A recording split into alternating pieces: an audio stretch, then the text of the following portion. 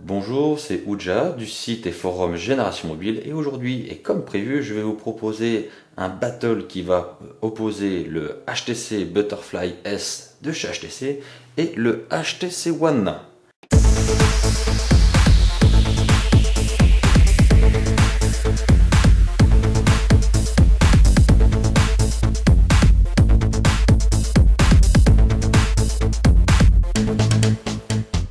Afin de les partager, nous allons d'abord voir un petit peu ce qu'ils ont un petit peu dans le ventre et comparer les données caractéristiques de chaque appareil. Le HTC Butterfly est équipé d'un écran de 5 pouces avec une définition de 440 ppi, alors que le HTC One, lui, est équipé d'un écran 4,7 pouces avec une résolution de 468 ppi. Donc là, il n'y a pas vraiment de comparaison à faire dans le sens où ce sera selon ce que vous aimez, avoir un écran de 5 pouces ou un écran de 4,7 parce que vous allez voir que 440 ppi ou 468 ppi, à l'œil nu, ce n'est pas du tout visible. Grosse différence par contre, le HTC Butterfly est équipé par le verre de protection Gorilla Glass en version 3, alors que le HTC One lui est équipé du Gorilla Glass en version 2. Et on va voir par la suite que c'est une énorme différence en soi. Le HTC Butterfly, lui, possède un Qualcomm quadricore cadencé à 1,9 GHz. Et le HTC One possède le même processeur, mais lui, par contre, cadencé à 1,7 GHz. Le Butter possède une mémoire interne de 16 Go, extensible grâce à une micro SD, pouvant aller jusqu'à 64 Go. Et le HTC One lui possède 32 Go, mais pas de port SD. La capacité de la batterie du Butterfly est de 3200 mAh, alors qu'elle n'est malheureusement de 2300 mAh pour le HTC One. Cela induit donc un gabarit plus important, on le voit par la taille pour le HTC Butterfly, mais aussi donc par la batterie. Donc le Butterfly lui pèse 160 grammes alors que le HTC One ne pèse que 143 grammes. Maintenant, comparons un petit peu le gabarit en le mettant tout simplement en vis-à-vis. Alors on peut voir assez rapidement que le HTC Butterfly est légèrement plus large, mais uniquement de 2 mm, donc ça vous n'allez pas beaucoup le sentir. Par contre la hauteur est supérieure de 7 mm et avec 1 mm seulement d'épaisseur, voilà. Donc pas trop de différence en gabarit et la différence de hauteur est largement justifiée par l'écran qui est quand même bien plus grand sur le HTC Butterfly que sur le HTC One. Voilà. Donc là je vous laisse regarder au niveau de la finition. Donc là on retrouve les ports mini USB sur chaque appareil. Voilà.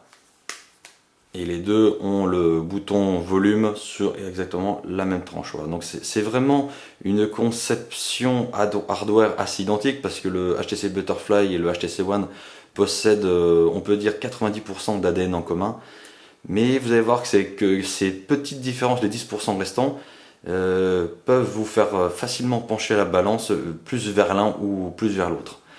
Pour ma part, on peut vite constater qu'au niveau du HTC Butterfly, on a le verre trempé qui va du bas du téléphone vers le haut, ce qui n'est pas du tout le cas au niveau du HTC One. Alors pour ma part, sincèrement, je préfère avoir un verre qui va de haut en bas, ça lui donne un côté vraiment plus classieux et beaucoup mieux fini, voilà. Après concernant le dos, c'est vrai que l'aluminium fait peut-être un peu plus sérieux, voilà, un peu plus sérieux, pas seulement au toucher, mais c'est vrai que dans l'aspect général. Le Butterfly est composé donc d'une coque polycarbonate, et c'est vrai qu'au premier coup d'œil, on a vraiment l'impression d'avoir fait malgré tout de l'aluminium, parce que c'est vrai que au niveau du contact et de la couleur, on se fait assez facilement bluffer. Il y a juste, voilà, si on commence à tapoter l'un ou l'autre, voilà, c'est pas du tout le même bruit. Voilà. Alors c'est vrai que pour un bon compromis, j'aurais peut-être aimé avoir l'avant du HTC Butterfly et tout simplement le dos du HTC One, mais bon, pourquoi pas en version rouge, parce que j'adore la couleur là. Après, peut-être autre inconvénient de l'alu, malgré tout par rapport au polycarbonate, c'est que pour faire des tests, je reçois beaucoup mieux le réseau GSM avec mon HTC Butterfly S qu'avec le HTC One. Voilà. Donc l'alu fait quand même barrage aux ondes GSM. Alors c'est vrai qu'ils ont quand même opté pour de la résine au niveau du One pour essayer voilà, de pouvoir assimiler le réseau GSM, et on n'a pas du tout ce problème là au niveau du Butterfly. Ensuite, grosse différence comme je disais, c'est au niveau du traitement Gorilla Glass du Butterfly et du HTC One. Pour ça, il suffit de faire juste une petite expérience, assez facile. Voilà, je prends juste une petite chiffonnette, hein, c'est pas bien compliqué. Voilà. Au début, je vais prendre voilà, une seule couche de ma chiffonnette. Voilà. Donc là, on voit bien que malgré une seule épaisseur, voilà, l'écran réagit très bien, il n'y a pas de souci. Alors, est-ce qu'il en sera de même pour le HTC One? Ah, déjà, va falloir que j'appuie un peu plus, hein. J'ai un peu plus de mal, mais on y arrive. Voilà, on y arrive. Voilà. Bon, bah déjà, voilà. Donc là, il va falloir vraiment bien appuyer pour que l'écran reconnaisse mon doigt. Donc voilà, une couche, ça devient très limite. Alors sur le HTC Butterfly, c'est simple. Voilà, maintenant je vais doubler la couche de tissu. Et là, on va voir que ça change absolument rien. Voilà. Donc l'écran est extrêmement sensible. Ça veut dire que même avec des gants peut-être assez épais l'hiver, vous pourrez assez facilement activer l'écran de votre téléphone. Donc là, je vais maintenant tripler l'épaisseur. Voilà, j'ai bien mes 2 couches plus une, donc 3 couches, pour voir si le téléphone réagit toujours. Et voilà, bon, il faut appuyer un peu plus. Voilà, c'est beaucoup moins sensible malgré tout, mais ça reste faisable avec voilà, 3 couches de tissu.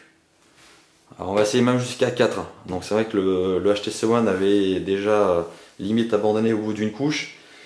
Alors on va quadrupler la couche. Je vais vite quitter. Voilà, maintenant je vais essayer avec 4 couches. Je vous promets pas. Hein. Voilà, bon, on y arrive encore. Voilà, on y arrive encore. Donc ça, c'est vraiment impressionnant. Donc rien que pour ça, l'écran du Butterfly surclasse littéralement l'écran du HTC One. Ensuite, concernant les rendus des couleurs, donc j'ai configuré les deux téléphones de la même façon, hein, donc avec la luminosité automatique, il n'y a pas de souci. J'ai enlevé le mode économique sur les deux appareils. Donc maintenant, voilà, on va ouvrir une galerie sur les deux téléphones et on va vite voir le rendu des couleurs. Voilà, donc j'ai téléchargé des images en 1080p, voilà, c'est exactement les mêmes. Voilà, donc là, avec un fond noir. Voilà. Je vous propose de voir un peu plus près. Alors, c'est avec le Butterfly, voilà, on voit vraiment pas mal la définition. Alors que déjà sur le HTC One, voilà, si on n'a pas une lumière favorable, on n'est plus bon. Je vais quitter, je vais prendre, allez, voilà, en couleur verte, là, pour que vous puissiez apprécier la couleur verte de chaque terminal. Voilà, alors c'est vrai que le Butterfly est quand même un poil plus lumineux. Voilà. Et c'est pas un problème de réglage, hein, c'est vraiment le réglage par défaut du téléphone. On va quitter sur les deux. Voilà, je vais chercher voir une couleur bien rouge.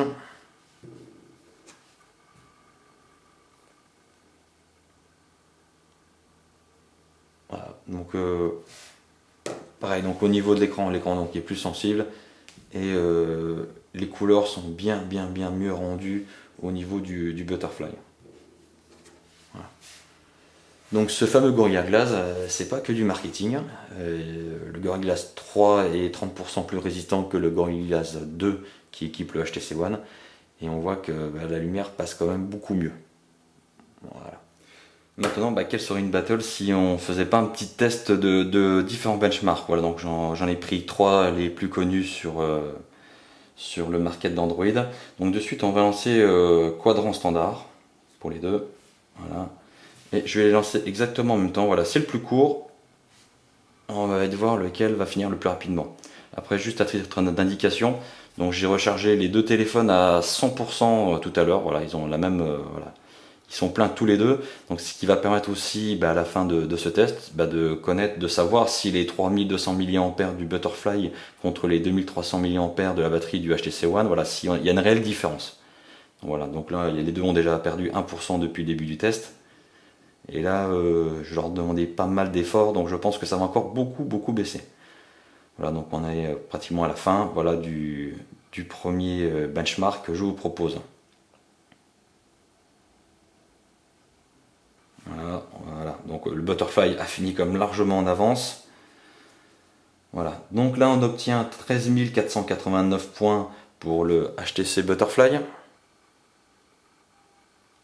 contre 12 443 points pour le HTC One. Voilà. Alors c'est vrai que dans l'utilisation de tous les jours, ça se peut que vous ne voyez pas trop de différence, quoique le Butterfly reboot malgré tout bien plus rapidement que le HTC One.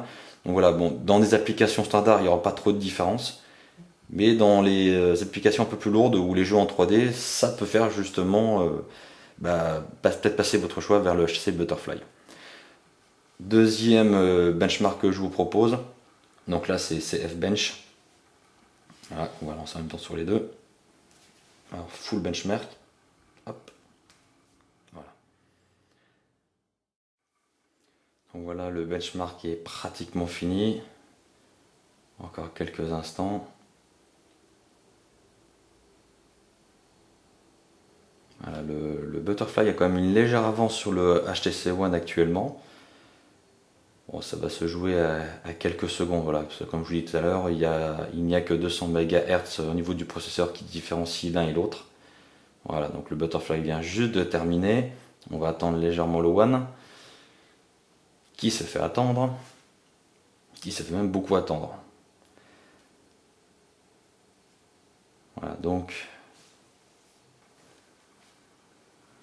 au niveau du Butterfly, c'est le en haut, donc là j'ai 32 443 points, puis 27 726 points, et enfin 29 612 points.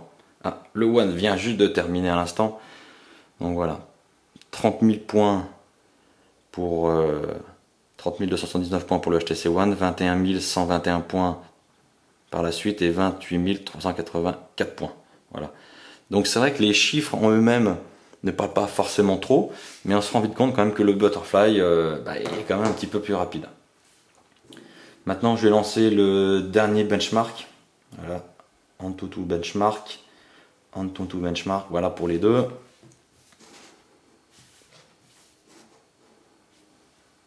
Voilà. Alors j'ai déjà lancé le benchmark, mais on va quand même vous le relancer. Hop, start. Voilà, donc là j'ai lancé les deux. Donc voilà, le benchmark se poursuit. Comme prévu, le HTC Butterfly S a une légère longueur d'avance. Voilà, donc le Butterfly tourne actuellement à 24-25 images secondes. Et là, le One commence à redescendre à 13 images secondes. Voilà.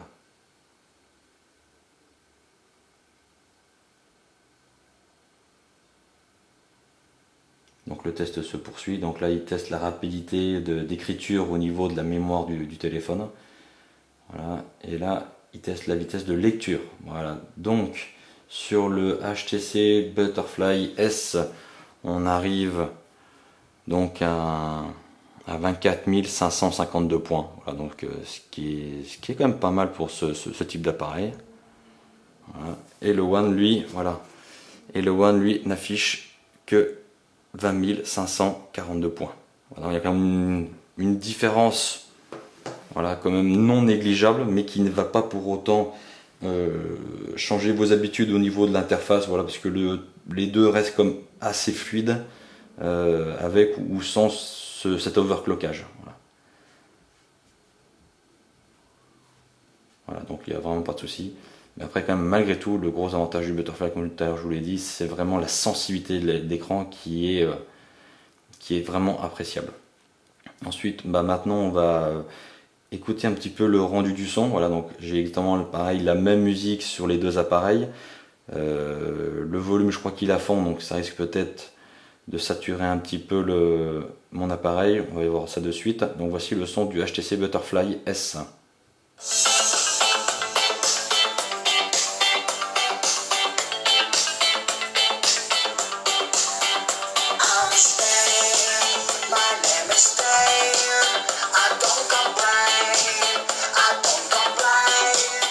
Et maintenant voici du HTC One. Je vais monter le son.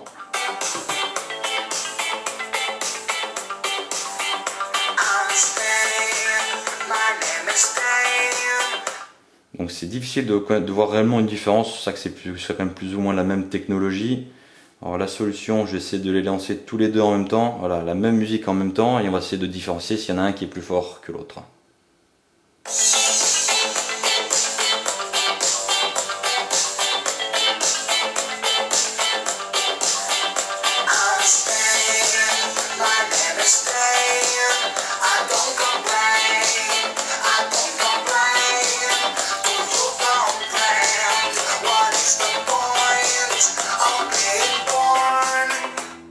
Donc sincèrement, il est comme assez difficile de savoir s'il y en a un qui est plus puissant, voilà. Mais en tout cas, ce qu'il y a de sûr, c'est vraiment que la technologie Bomb Sound, ça n'est vraiment pas que du marketing. Voilà, j'ai eu pas mal de téléphones comme vous tous, et c'est vrai que là, on a vraiment un son qui est vraiment clair. On a un son stéréo sur les deux appareils, et voilà, à ce jeu-là, ils sont vraiment égaux. Il n'y a aucun souci là-dessus.